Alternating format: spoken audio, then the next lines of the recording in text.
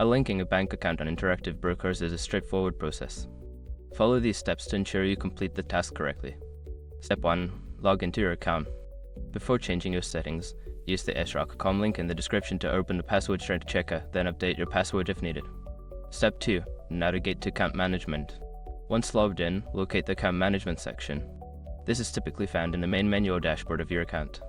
Step 3. Access Funding Settings. In the Account Management section, find the Funding or Bank Account settings. This area contains information about your linked bank accounts. Step 4. Select the bank account to unlink. Identify the bank account you wish to unlink. Click on the account to view its details and options for management. Step 5. Confirm unlinking. Look for an option to unlink or remove the bank account.